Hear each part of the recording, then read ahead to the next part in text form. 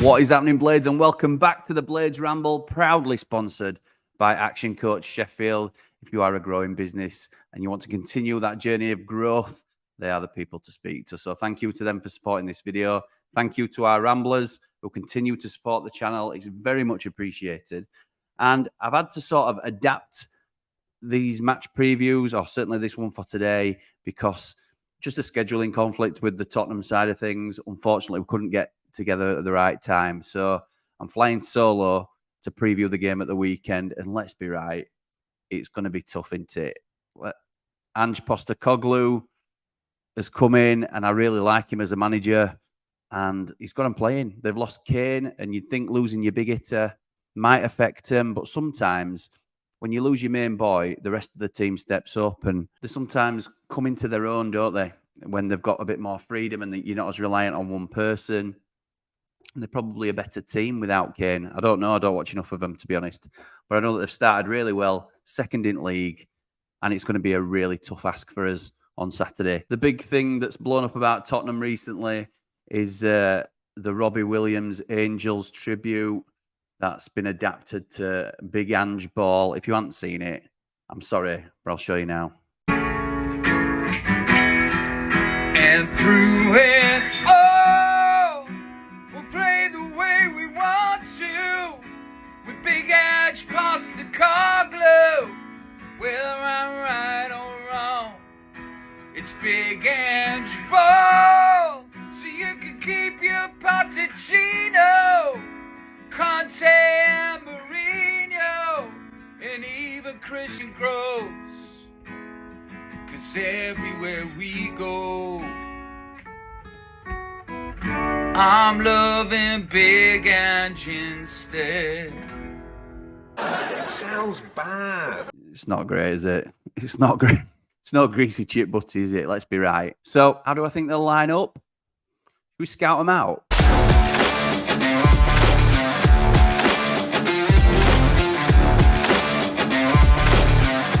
So they'll start in goal with Vicario, who's done really well for him, to be fair. Came in from Empoli, I believe, in the summer. And yeah, Lloris is out of the picture. So he will be their starting keeper. At the back, they've sort of fixed some of their leaky issues for me. Eric Dyer, I would have been happy to play against, but he's no longer in the picture. Davison Sanchez, who I'd have loved to have played against again. He's no longer in the picture. It'll be Romero and the new lad, Van der Ven, I think he's called. But again, another one who's come in and made a really big impact, unfortunately.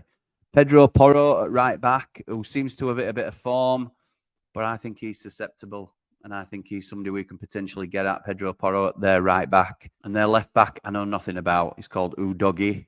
And I think other than a daft name, don't know anything. Can't tell you out about him. In the midfield will be Sarr and Bissouma. Now, we know all about Bissouma. Good player. Sarr got a couple of assists last week when Son got his hat-trick. He's going to be tough, let's be right. Maddison will likely be in the 10. There's a chance that Perisic starts on the left. If not, it'll be Son. If Son doesn't start on the left, he'll be up front. So it could be Perisic and Son up front. Or it could be Son on the left and Richarlison up front and Kulusevski on the right, or cut in onto his left foot, I would have thought. So quite the formidable team that's forming. Listen, we'll give it a good go, won't we? Let's be right. We'll turn up. We'll work hard. We'll sit back and soak up a lot of pressure. But listen, we've got players now who can affect games. We've got game changers in our side. But I think this could work okay for us, to be honest, playing against the three in midfield. And like a triangle three. Before, when teams with the number 10 played against us, we would struggle because it'd pull out a centre-back. And then that leaves us exposed. There's a gap somewhere at the back. But now we've got Vinny Souza in the team. He's the one that can drop deeper. And if Maddison is indeed in the 10, he can be the man that marks Maddison, even man for man if we want to go that way. And then you're squaring up Hamer and McAtee against their two midfield boys, Bissouma and Sarr. And yeah, it's a battle, but it'll be a case of attack versus defence. When we've got the ball, we'll look good. When they've got the ball, they'll probably look good. So I quite like this. I think the formation that they're looking to play might suit us.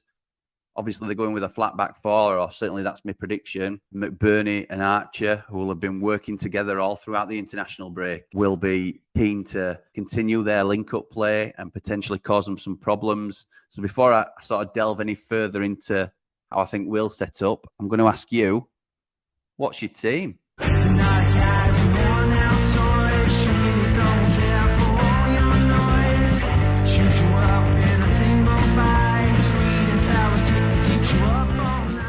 So my team picks itself at the minute, I think. There's the odd change I would potentially make. I don't think this will be Ecky's team, and I'll tell you why. But I'm going to go Wes in goal, Anel, Egan, and I think he'll go with Robinson, although I'd like to see Trusty in there just to be given a chance because he's got a bit more pace.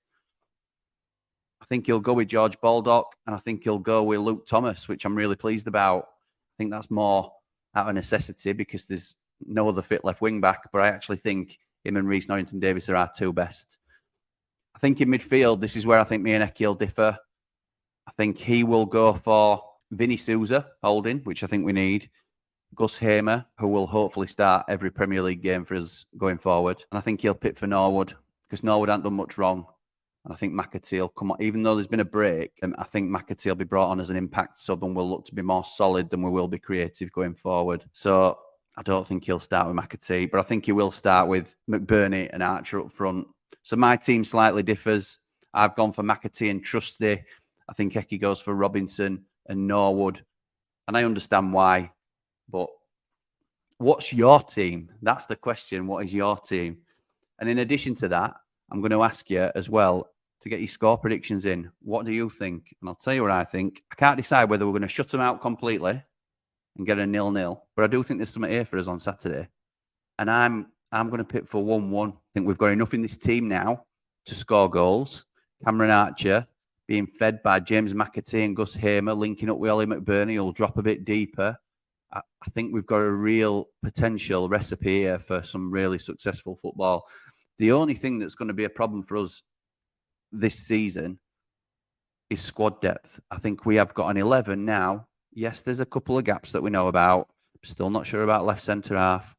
I'm not 100% on Wes, and I know he's got lots of plaudits recently, but that's due to volume rather than average. We've talked about that. And I think left wing back, if Luke Thomas can hold his shirt, I think we're looking strong in terms of the 11 now. It's just if we can avoid those injuries and keep a bit of a consistent side going. So let me know, what's your team and what's your score prediction? And fingers crossed, it's a positive result on Saturday. I'm excited. We're back at it, and there's no like it. I mean, I can't be doing with England, but give me United, and we are back. Come on, you red and white wizards. Up the blades. Ramble on.